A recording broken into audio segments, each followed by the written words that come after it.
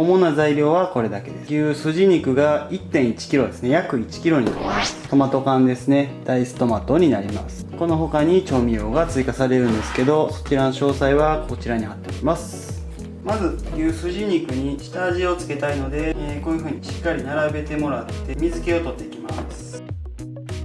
下味をつけるのとつけないのでは大きく味が変わってきますので、煮込むとはいえ一度塩をしておいた方が美味しくできます。 1kg の 1.4% の塩ですね。なので 14g 塩で下味をつけておきます。でお好みで白ワインとか赤ワインですね、マリネしてもいいと思います。そしたらトマト缶ですね、こちらを開けていきます。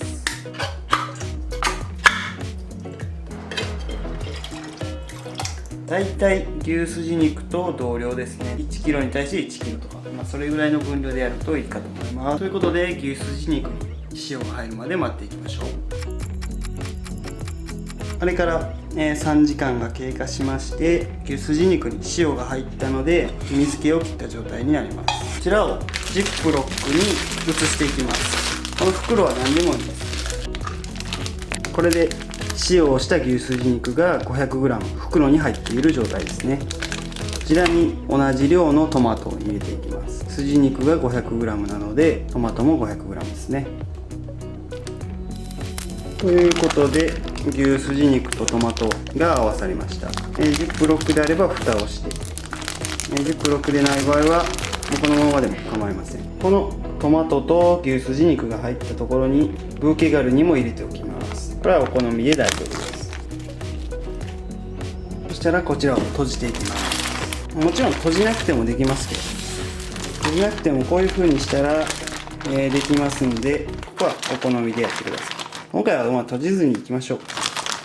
こういう風に加熱したいので鍋などに入れてお湯で加熱していきます。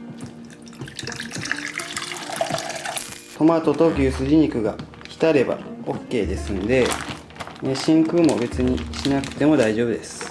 そしたらこちらを火にかけていきます。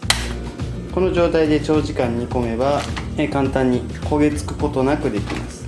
こうやるメリットとしては焦げつかないこと、あと温度が安定することですね。これでギリギリ沸騰しない温度、だいたい80から90度ですね。それぐらいに火加減を調整してあげて3時間以上加熱していきます。火加減でいうとこれぐらいになりますね。これぐらいの温度、これぐらいの沸騰加減、沸騰しないぐらいの温度を保ってください。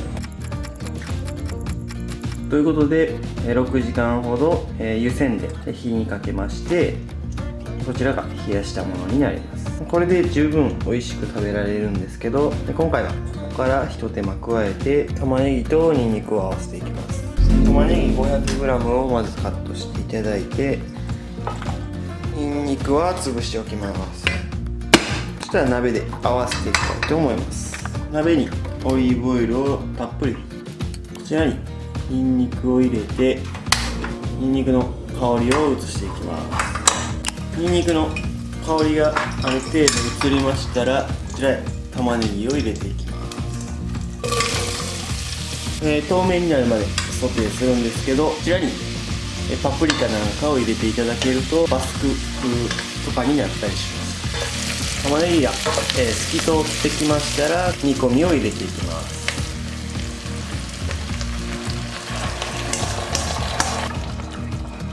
それで牛肉ですね、これがほどけますんで軽くほどいていきます。